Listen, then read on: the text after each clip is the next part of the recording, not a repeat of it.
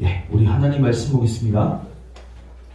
마가복음, 하나님 말씀은 마가복음 4장 21절부터 25절까지입니다.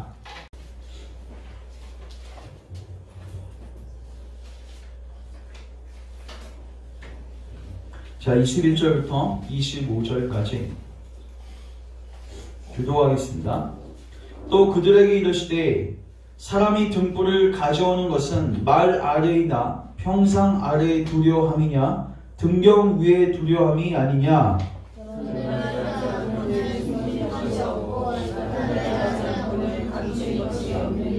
들을 귀 있는 자는 들으라.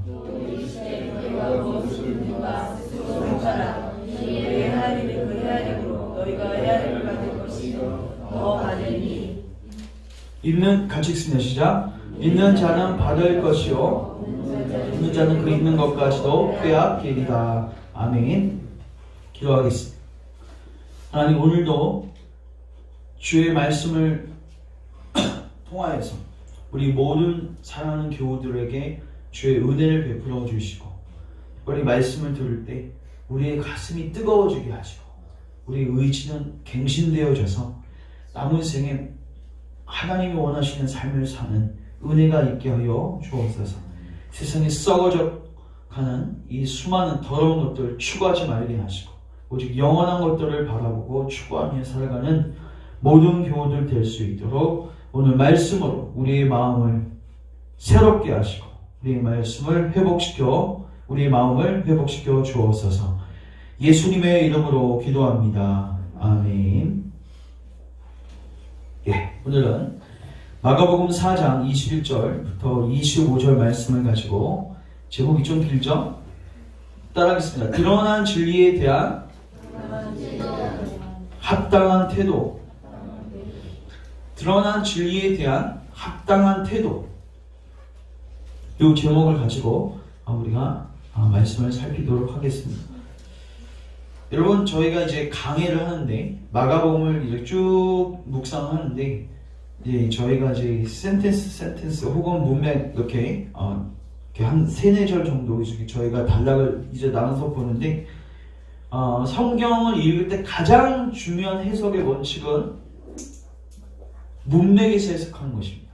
그러니까 이 글을 쓴 마가가 어떤 의도로 이 본문을 썼는지를, 그 의도를 캐치하는 게 굉장히 중요하고, 특별히 마가는 예수님이 하신 말씀을 기록한 거죠. 그러면 그 원래 그 저자죠. 예수님께서 어떠한 의도를 가지고 이 비유를 말씀하셨는지를 곰곰이 묵상해야 돼요. 여러분 읽을 필요가 있고, 그 가운데서 성령님께서 조명하신 가운데서 이 말씀의 진리를 뽑고 먼저 본문 1차적으로 해석을 정확하게 해야 돼요. 그 다음에 뭐 하는 거냐면 적용하는 것입니다. 이 두 가지가 필요합니다. 그래서 오늘도 저희가 이 본문은 이 컨텍스트, 이 텍스트를 이 컨텍스트 안에서 정확하게 해석하는 작업을 먼저 하고 또 우리에게 적용하는 시간들을 갖도록 하겠습니다. 자, 우리가 지난 시간에 무엇을 살폈죠? 씨 뿌리는 비유를 살폈죠. 맞죠? 씨는 하나님의 말씀이고 하나님의 말씀은 지금도 떨어지고 있습니다. 많은 사람들이 하나님의 말씀을 듣습니다. 그러나 중요한 건 밭에 따라서, 즉 우리의 마음 상태에 따라서 열매를 맺을 수도 있지만 열매를 맺지 못할 수도 있어요. 그러니까 굉장히 중요한 게 또 뭐예요? 우리의 마음이죠. 마음이 굳어지고 딱딱해져 있으면 하나님의 말씀이 떨어져도 감흥이 없어요. 한 귀로 듣고 한 귀로 흐르게 됩니다. 길가같이 되는 거예요. 또 그 즉시 기쁨으로 받지만 하나님의 의도를 정확하게 캐치하지 못하고 받게 되면 일시적 믿음이 돼요. 뭐예요? 처음에 믿었다가 나중에 배교하게 됩니다. 이걸 타락이라고 하는데, 오늘날도 그런 사람들이 정말 많습니다. 또 하나님의 말씀을 진지하게 받고 지금도 열심히 살아가지만 결국 세상의 그 쾌락, 일시적인 것들에 눈이 매료되어져서 육체의 정욕, 안목의 정욕, 이생의 자랑에 매료되어져서 결국 이 신앙을 버리게 되는 사람들도 꽤 많습니다. 공통점은 뭐냐? 다 열매가 나타나지 않습니다. 오직 좋은 땅에만 열매가 맺습니다. 자, 이 문맥 속에서 주께서 21절 보면 또 그들에게 이르시되, 연속적으로 얘기하셨던 것 같아요. 자, 이제 무엇을 얘기하시는가? 등불을 가져오는 것은 말 아래이나 평상 아래 두려움이냐 등경 위의 두려움이 아니냐. 여러분, 등불을 가져왔어요. 이거 왜 가져왔습니까? 등불을 가져와서 그 밑에 장롱 안에 넣어놓든지 그릇 안에 넣는 사람이 있습니까? 없죠? 등불은 목적이 있습니다. 어떤 목적이죠? 비추는 목적입니다. 그러면 이 말이 무엇일까요? 제가 이따가 마태복음하고 이제 연결지어서 해석하겠지만 제가 결론부터 말씀드리면 이겁니다. 여러분, 빛은 누구시죠? 예수님이에요. 예수님이 자기를 나는 세상의 빛이라고 하셨어요. 근데 또 예수님은 마태복음 5장에 보시면 너희는 세상의 빛이다 이렇게 얘기하세요. 그러니까 예수님도 빛인데 너희도 보다 빛이다. 여러분, 이사야 이거 찾지 마시고 60장 1절 3절 여러분 이 찬양 아실 거예요. 일어나라 빛을 발하라. 빛을 발하래요. 근데 그 이유가 뭐냐? 이는 내 빛이 이르렀대요. 뭐예요? 예수님의 빛, 하나님의 빛이 너에게 이르렀으니까 그것을 네가 뭐해라? 반사하라. 여러분, 달은 어떻게 비춰지죠? 태양의 빛을 반사해서 우리에게 비춰지는 거죠. 맞죠? 이것처럼 하나님의 빛이, 예수님의 빛이 너희에게 이르렀으니까 너희는 따라서 일어나서 빛을 발하라. 그럼 이게 씨 뿌리는 비하고 무슨 연계가 있습니까? 바로 좋은 땅입니다. 여러분, 좋은 땅의 특징이 뭐죠? 열매 맺는 삶이죠. 열매죠. 그 열매를 다르게 표현하면요, 빛을 비추는 삶이에요. 자, 그래서 과연 이 빛을 비춘다는 거, 등불을 밝힌다는 거, 이거는 무엇을 의미하는지 우리가 누가복음에서도 살필 수가 있고 마태복음에서도 살필 수 있어요. 그러니까 마가복음 정황 속에서는 이게 구체적으로 뭘 의미하는지 모르는데 누가복음도 비슷해요. 근데 마태복음은 이 정황을 정확하게 알 수 있는데 우리 한번 마태복음 5장 한번 가겠습니다.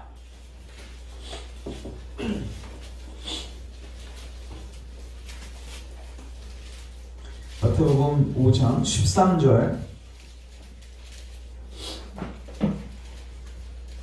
또 16절. 자, 제가 읽습니다. 차근차근 집중하시고 따라오십시오. 너희는 세상의 소금이니 소금이 만일 그 맛을 잃으면 무엇으로 짜게 하리요? 후엔 아무 쓸데없어 다만 밖에 버려져 사람에게 밟힐 뿐입니다. 14절. 너희는 세상의 빛이라 산 위에 있는 동네가 숨겨지지 못할 것이요. 같이 읽습니다. 시작. 사람이 등불을 켜서 말 아래에 두지 아니하고 등경 위에 두나니 이러므로 집안 모든 사람에게 비치느니라. 같이 읽습니다. 시작. 이같이 너희 빛이 사람 앞에 비치게 하여 그들로 너희 착한 행실을 보고 하늘에 계신 너희 아버지께 영광을 돌리게 하라. 여기서도 15절에 보면 등불이 나오는데, 자, 등불을 켜라는 건 뭐예요? 빛을 비추라는 거죠? 근데 그걸 구체적으로 뭐라고 이야기합니까? 16절 보니까 그래서 착한 행실. 착한 행실. 뭐예요? 거룩한 삶입니다. 자, 저를 주목하세요. 이 말은 뭐냐면 여러분 애매모호하지 않습니다. 내가 좋은 밭인지 어떻게 알 수 있죠? 말씀을 듣는 것 갖고 알 수 있습니까? 아닙니다. 여러분, 예배당 나온 것 갖고 내가 좋은 밭이다 확신할 수 없습니다. 왜요? 씨는 누구든지 받습니다. 길가도 씨 받고요, 가시밭도 씨 받고요, 돌밭도 씨를 받아요. 씨를 받는 건 다 받는 거예요. 중요한 건 뭐냐면 거기에서 결실하느냐 못하느냐, 30배, 60배, 100배의 열매가 맺히느냐 맺히지 않느냐, 그걸로 당신의 마음을 점검할 수 있다는 거예요. 여러분, 마지막에 예수님께서 우리 심판주가 되실 때 너희는 나를 믿었느냐 이걸로 심판하시지 않습니다. 너희는 무엇을 행하였느냐. 왜요? 우리가 참되게 믿는다면 반드시 뭐하게 돼 있어요? 참되게 행하게 돼 있기 때문에 그렇습니다. 그래서 이 본문의 근거에 봤을 때 등불을 비추는 삶은 착한 행실을 통해서 하나님께 영광을 돌리는 삶이다. 하나님 자녀의 형상을 드러내서 아버지를 영광스럽게 하는 삶이 바로 등불을 비추는 삶이구나. 그리고 이게 좋은 땅에 뿌려진 마음밭에 맺혀지는 열매이구나. 이걸 우리가 알 수 있게 되죠. 또 하나, 마태복음 10장 한번 가보시면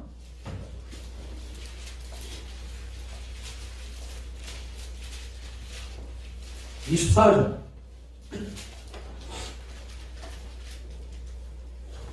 자, 마태복음 10장은 참고로 예수님께서 12제자를 파송하시면서 전도하라는 명령을 하시면서 주시는 권면인데, 일단은 24절부터 33절 보기 전에 16절부터 23절이 한 단락인데 제목이 뭐라고 되어 있죠?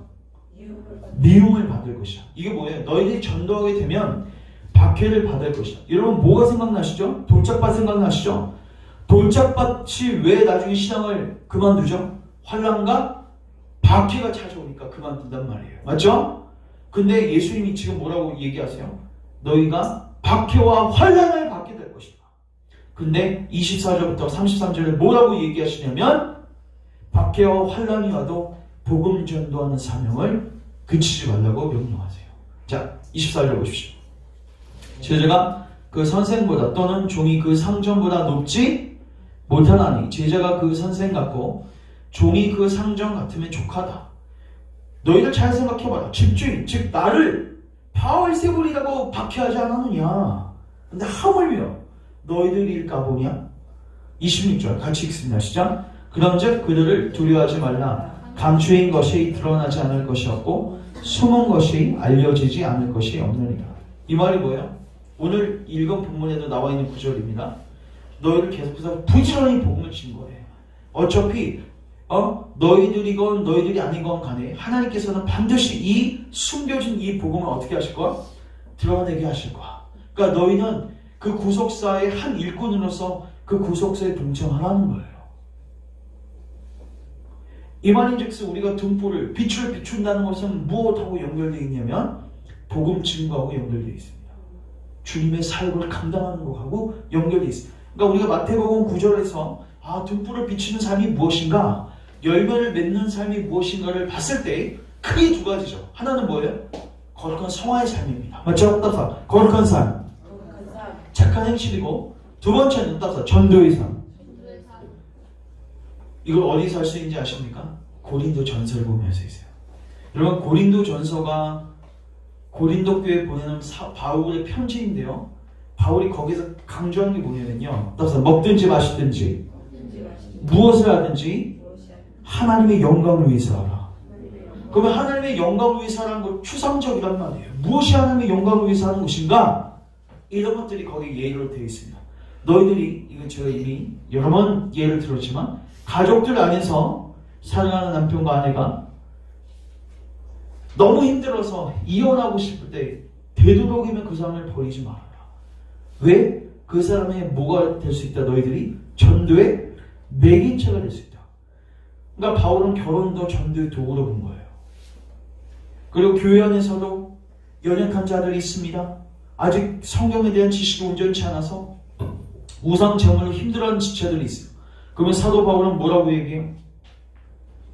책망하고 그들을 내쫓으라고 하지 않죠. 아무쪼록 몇 사람이라도 더 구원하기 위해서 그 사람에게 맞출 것은 맞춰주고, 그러나 진리를 타협하지 말고 뭐 하는 거예요? 증거하는 거예요. 그래서 이런 고린도 전서에서 강조되는 게 뭐냐면 교회 유익입니다. 교회 유익이 뭘까요? 영혼들의 회심이죠. 그러니까 바울은 영혼들의 회심에 초점을 맞춰서 아무쪼록 한 영혼이라도 구원한 삶, 바로 이것이 하나님의 영광을 위한 삶이라고 정의한 거예요.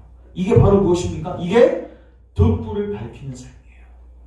여러분, 애매모호하지 않습니다. 좋은 땅은 뭘 맺는다고요? 열매를 맺죠. 그럼 그 열매가 뭔지를 이제 구체적으로 알아야 된다는 거예요. 그 열매가 뭡니까? 삶의 목적이 영혼 구원이에요. 하나님의 나라, 의를 구하는 삶. 불쌍한 영혼들을 봤을 때 그 영혼들을 놓고 기도하고, 때를 얻든지 못 얻든지 주의 도를 증거하는 것. 오늘 제가 말씀드렸지만 성경 공부 시간에도 많은 사람들이 지옥과 죽음에 대해서 묵상하지 않습니다. 그렇기 때문에 구주께 나아가지 않습니다. 그래서 듣기 싫어하는 이 부분이더라도 그 영혼을 사랑하는 마음으로, 교회 유익을 위한 마음으로 뭐 하는 거예요? 증거하는 거예요. 그리고 고린도 전서에 보면, 이건 하나 찾겠어요. 고린도 전서 6장 한번 가보시면,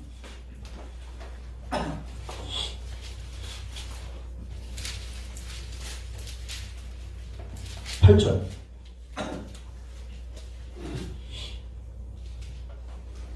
같이 읽습니다. 시작. 너희는 불의를 행하고 속이는구나. 그는 형제로다. 9절 같이 읽습니다. 불의한 자가 하나님의 나라를 유혹으로 받지 못할 줄을 알지 못하느냐? 미혹을 받지 말라. 음행하는 자나 우상 숭배하는 자나 간음하는 자나 탐색하는 자나 남색하는 자나 도적이나 탐욕을 부리는 자나 술 취하는 자나 모욕하는 자나 속여 빼앗는 자는 하나님의 나라를 유혹으로 받지 못하느냐. 11절까지 시작. 너희 중에 이와 같은 자들이 있더니 주 예수 그리스도의 이름으로 우리 하나님의 성령 안에서 씻음과 거룩함과 의롭다 하심을 받았느니라. 자, 저를 주목하십시오. 열매 맺는 거 애매모호하지 않습니다. 여기 있는 말씀대로 제가 정의합니다. 술 취한 거 끊으십시오. 도적질하는 거 끊으십시오. 탐욕 부리는 거 끊으십시오. 음란한 자리에서 나오십시오. 가늠한 자리에서 나오십시오. 우상 숭배하는 자리에서 나오십시오. 열매 맺으세요. 이런 추상적인 계명이 아니라고. 구체적입니다.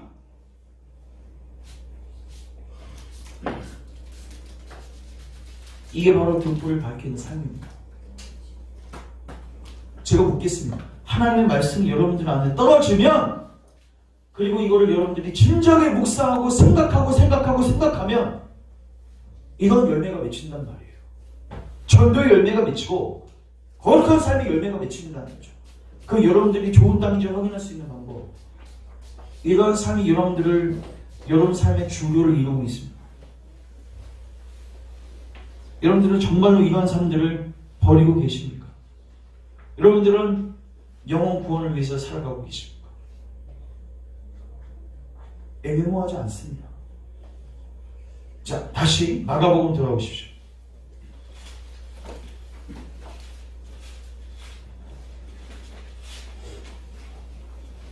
마가복음 4장. 자, 이제 23절에 들을 귀 있는 자는 들으라.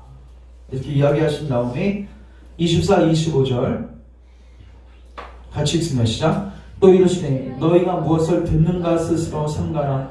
너희 헤아리는 그 헤아림으로 너희가 헤아림을 받을 것이며 더 받으리니 있는 자는 받을 것이요 없는 자는 그 있는 것까지도 빼앗기리라. 따라합시다. 헤아리는 그 헤아림으로 너희 헤아림을 받을 것이야. 이거 잘 해석해야 되는데요. 마태복음하고 누가복음도 이 구절이 있는데, 이 구절이 어떤 문맥 속에서 주어지냐면, 거기서는 너희들 지체들이 잘못했으면 용서해주고 헤아려줘. 그래야지 하나님도 너희를 뭐 할 거야? 헤아려 줄 거야. 이 문맥 속에 있어요. 근데 이 마가복음은요, 지금 거기 앞에 뭐가 있습니까? 또 이르시되 너희가 무엇을 듣는가 스스로 삼가라. 이거 연결시켜야 돼요. 그래서 이건 이렇게 해석해야 됩니다. 자, 저를 주목하십시오. 제가 해석합니다. 여기서 헤아리라는 것은요, 사람을 헤아리라는 게 아니에요. 그 사람을 용서하고 헤아리라는 게 아니라 따라서 하나님을 헤아려라. 하나님의 생각을 헤아려라. 하나님의 말씀을 헤아리라는 거예요. 왜요? 앞에 뭐가 있어요? 너희가 무엇을 듣는가 스스로 삼가라. 이게 뭐예요? 하나님의 말씀의 씨앗이 뿌려질 때 중요한 게 뭡니까? 진지함과 생각하는 것입니다. 헤아리지 않아요. 한 귀로 듣고 한 귀로 흘립니다.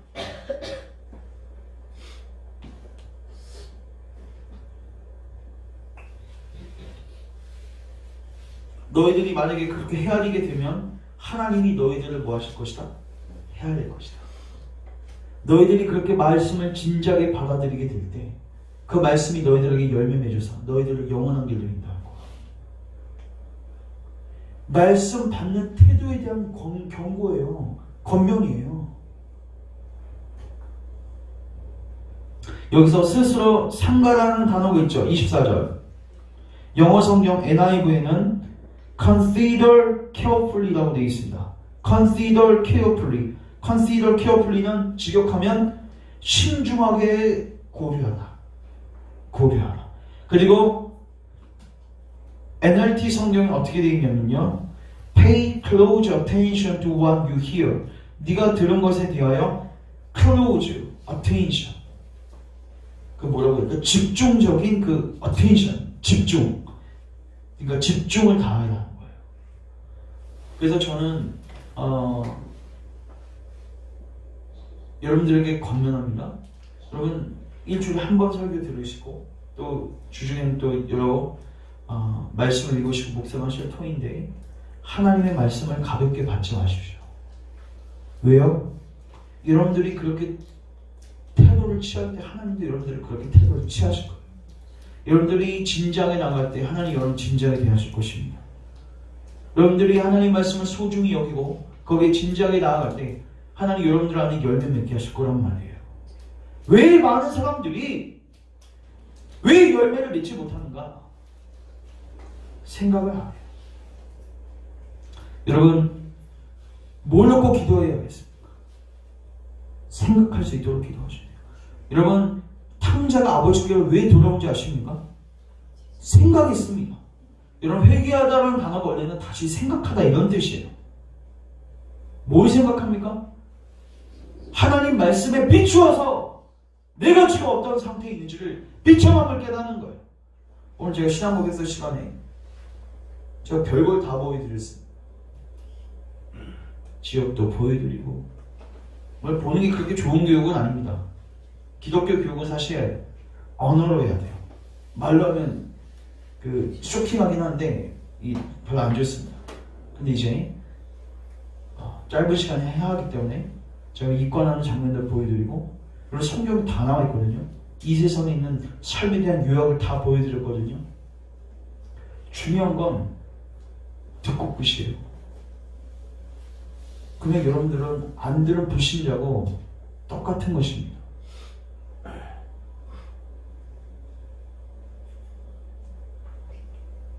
자, 이제 제가 해석을 해드렸고 이제 우리에게 적용하는 부분들을 찾겠습니다. 자, 첫 번째 따라하겠습니다. 열매 없는 신앙은 참된 신앙이 아닙니다.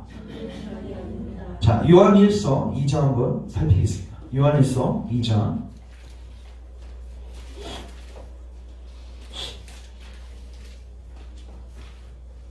3절부터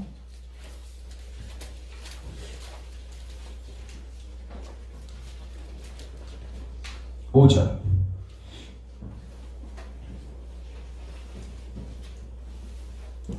우리가 그의 계명을 지키면 이로써 우리가 그를 아는 줄로 알 것이요 그를 아노라 하고 그의 계명을 지키지 아니하는 자는 거짓말하는 자요 진리가 그 속에 있지 아니하되. 같이 읽습니다. 누구든지 그의 말씀을 지키는 자는 하나님의 사랑이 참으로 그 속에서 온전하게 되었나니 이로써 우리가 그의 안에 있는 줄 안다. 여러분들이 하나님 안에 거하는지 어떻게 알 수 있습니까? 답사 하나님의 계명을 지키고 있는가? 애매모호하지 않습니다. 여러분 술 취하면서 내 탐욕대로 살면서 간음을 일삼으면서 하나님 안에 있다고요?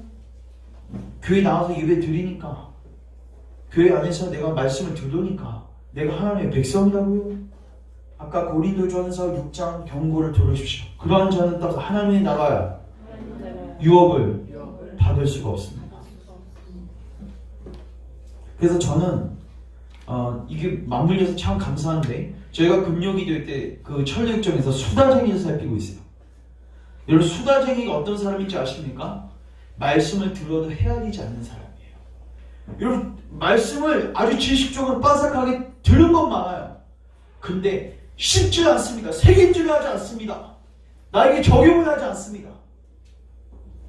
여러분 하나님의 심판 교리를 정말로 성령의 조명을 통해서 조금이라도 헤아려 본다면 덜덜 떠나야지 정상입니다. 그런 게 없어요. 죄에 대한 심각성을 몰라요. 죄는 잘못됐습니다. 이거는 얘기해요. 죄는 안 좋은 것입니다. 얘기는 해요. 근데 죄는 짓고 있어요. 무엇일까요? 헤아리지 않는 것입니다. 생각하지 않는 것입니다. 대표적인 예로 우리가 금요기도회 때 엘리 제사장과 두 아들을 들었습니다. 아마 기억나실 거예요. 들으셨던 분은 엘리 제사장의 두 아들이 잘못을 범하고 있어요. 제사장의 아들들이 제사장 짓을 하고 있는데 간음을 하고 있어요. 동침하고 있어요. 그래서 책망을 하는데 한두 번 책망하다가 안 들으니까 그냥 놔둬요. 여러분 정말로 그 죄의 심각성을 알면 그렇게 해야 할까요? 안 하죠. 본인 죄에 대해서 그렇고 사랑하는 가족들이 죄를 짓고 있으면 가만히 볼 수가 없는 겁니다. 왜 저거를 갖다가 멸망당하는데. 결국 아들들 둘 다 전사하고 자기를 그 소식 듣고 즉사합니다. 이에 대한 또한 좋은 샘플이 있습니다. 헤롯 왕인데 이건 한번 찾겠습니다. 마가복음 6장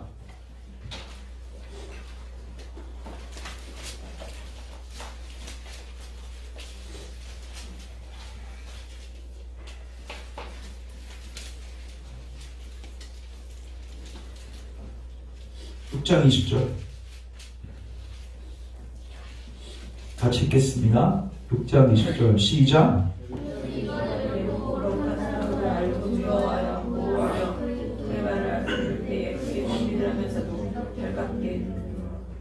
여러분 헤롯 대왕이요 요한을 어떻게 인식하죠? 의롭고 거룩한 사람이라고 생각하죠. 그리고 그를 또 두려워해요. 그래서 그를 보호하죠. 또 그의 중요한 건 말을 들을 때 이거 뭐예요? 씨가 뿌려지는 거죠? 말을 들을 때 크게 번민도 하고 달갑게 들어요. 근데 회개했습니까? 결국 요한 죽여버리죠. 뭐예요? 헤아리지 못한 거예요. 얼마나 많은 사람들이 이 좋은 기회, 말씀이 떨어지는 좋은 기회 헤아리지 못해서, 생각하지 못해서, 스스로 삼가지 못해서, consider carefully 하지 못해서, pay attention 하지 못해서, 집중하지 못해서 이 회개의 기회를 놓치는지 모르겠습니다. 이런 예들이 너무나도 많습니다. 은혜의 수단들이 코앞에 있는데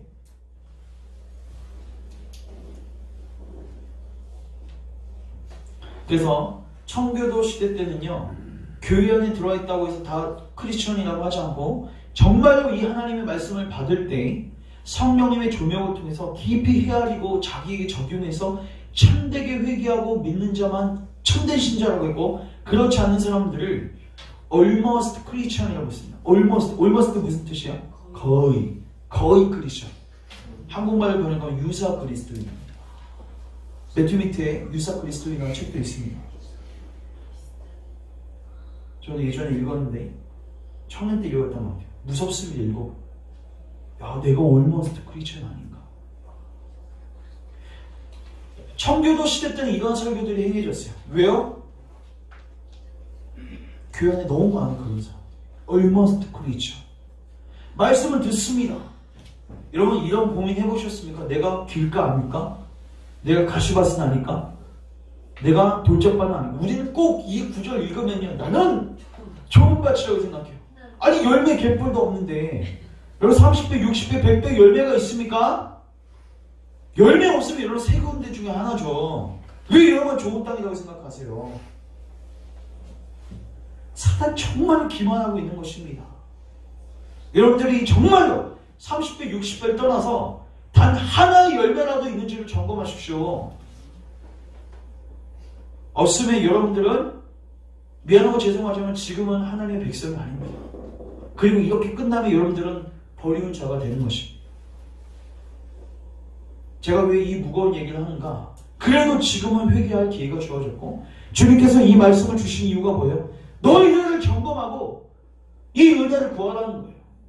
무슨 은혜요? 주님 제가 수다쟁이처럼 헤롯 대왕처럼 엘리 제사장처럼 말씀은 듣고 은혜 수단들은 있는데 내 마음에 적용이 안 돼서 멸망당하는 길로 가지 않도록 저를 도와주세요.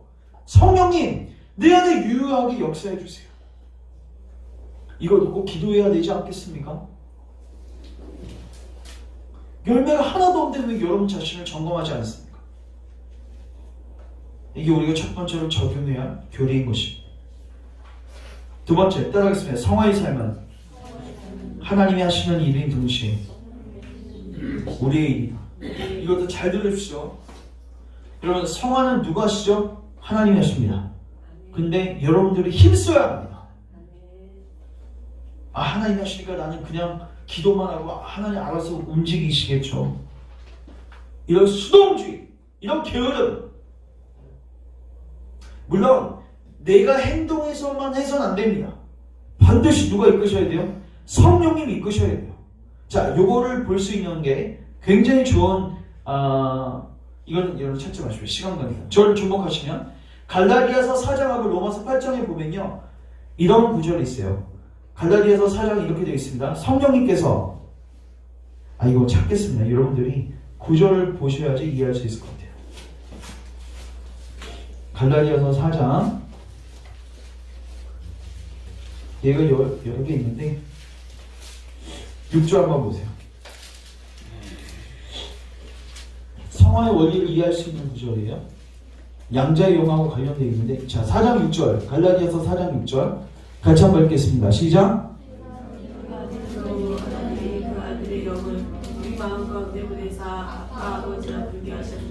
자 우리가 하나님을 뭐라고 부르죠? 그거 누가 하신다는 거예요? 성령 따서 아들의 영을 보으사 부르짖게 하셨다. 누가 하시는 거예요? 성령님이 하시는 거죠. 그 우리는 입을 가만히 있으면 됩니까? 자 로마서 8장을 가보세요. 로마서 8장 15절 같이 읽습니다. 15절 시작. 너희는 다시 무수하는 종의 영을 받지 아니하고 양자의 영을 받았으므로 우리가 아빠 아버지라고 부르짖는다. 따라서 우리가 부르짖는다. 누가 부르짖어요? 우리가 부르짖는 거예요. 근데 무슨 영을 받았어요? 양자의 영. 자 이걸 이제 해석하면 16절입니다. 같이 읽습니다. 시작. 성령이 친히 우리의 영과 더불어 하나님의 자녀인 것을 증언하시나니. 자 저를 주목하세요. 이겁니다. 여러분 증인은 몇 명 필요할까요? 구약에 가면 2명입니다. 내가 하나님의 자녀인 거 어떻게 확신할 수 있죠? 일단 내 양심에서 하나님이 주십니다. 그 확신은 맞죠? 내 양심에서 내 마음에서 그냥 내가 스스로 하나님께 나아갈 수 있는 증거가 있어요. 내 마음 안에. 근데 중요한 건 그건 미약하거든요. 또 내 죄된 삶을 보면 무너지게 되거든요. 그래서 성령님이 함께 옆에서 뭐 하시냐면 증언하시는 거예요. 이해되세요? 그래서 성령님이 여러분들을 기계적으로 입술을 벌려! 아버지라고 불러! 이게 아니에요. 부르는 건 누굽니까? 여러분들입니다. 여러분들이 자유의지를 가지고 여러분들의 마음으로 하나님의 아버지라고 부르는데 그때 성령님께서 그거를 더 강력하게 부를 수 있도록 우리를 도우시고 주장하시는 거예요. 그 성화의 삶도 마찬가지예요. 성화의 삶 누가 하는 것입니까? 여러분들이 하는 것입니다. 여러분들이 죄된 자리를 끊는 것이고 여러분들이 은혜의 수단들을 사용하는 것이고 여러분들이 전도의 삶을 사는 거예요. 근데 여러분들이 살아갈 때 여러분들의 힘은 안 되잖아요. 맞죠? 그래서 성경에 뭐라고 되어 있어요? 따라 성령을 따라 행하라. 두 개가 같이 가는 거예요. 그래서 우리는 어떻게 해야 되는가? 기도할 때는 모든 것이 성령님께 달려있듯이 기도하십시오. 성령은 저를 붙들어 주십시오. 성령으로 충만케 하십시오. 내 마음을 주장하십시오. 그러나 여러분들이 삶의 현장에 들어가서는 전투적이어야 됩니다. 싸워야 됩니다. 죄와 싸우되 피 흘리기까지 싸워야 됩니다. 성령이 알아서 해주시겠지 하면서 죄된 자리에 끌려가면 안 돼요. 죄는 모양이라도 버려야 됩니다. 여러분들이 잘 아실 것입니다. 이 환경에 가면 내가 죄에 짓는다는 거, 내가 이 사람들 만나면 입술로 범죄한다는 거 알면 그 자리에 가지 마십시오. 왜 거기 기웃거리십니까?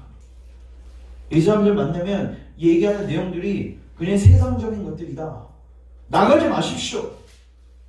거기 나와서 여러분 죄를 즐기고 있는 것입니다. 이생의 자랑을 즐기고 있는 것입니다. 성령님 그러면서 기도할 때 도와주십시오 하고 그런 모임들은 계속해서 참석하고 있어요. 여러분 답사 의의 병기로 너희 지체를 드려라. 여러분들이 드려야 돼요. 두 가지가 다 필요합니다. 마지막 세 번째 따라하겠습니다. 성화의 삶은 구체적입니다. 자, 저를 주목하십시오. 여러분 예수님께서 율법을 완성하셨죠. 맞죠? 우리 대신 율법을 지켜주시고 그 율법의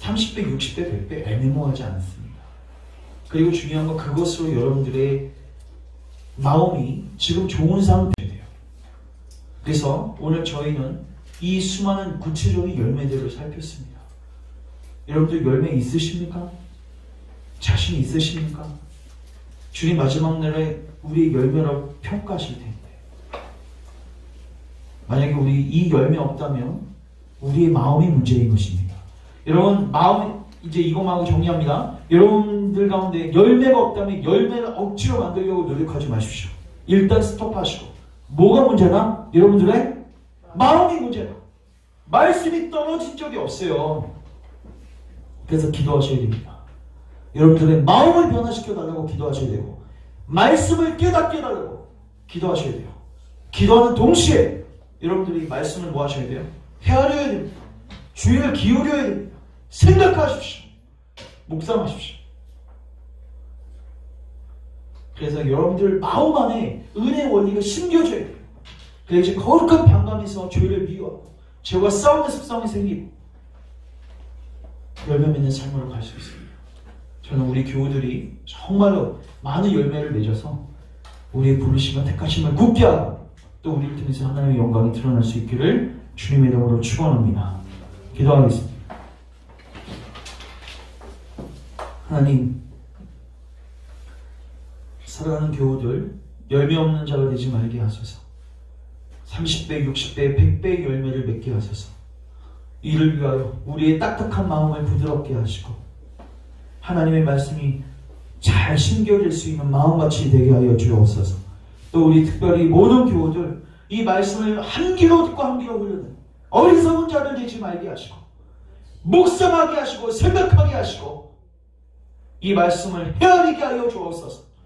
그리고 헤아릴 때 성령님 우리 안에 깊은 조명을 허락하셔서 우리의 위험하고 비참한 모습을 깨닫고 구주가 얼마나 필요한지를 깨닫고 더 나아가 예수님 안에서 보화를 발견하여 그 안에서 변화되어지는 은혜를 체험하게 하여 주옵소서. 예수님의 이름으로 기도합니다. 아멘.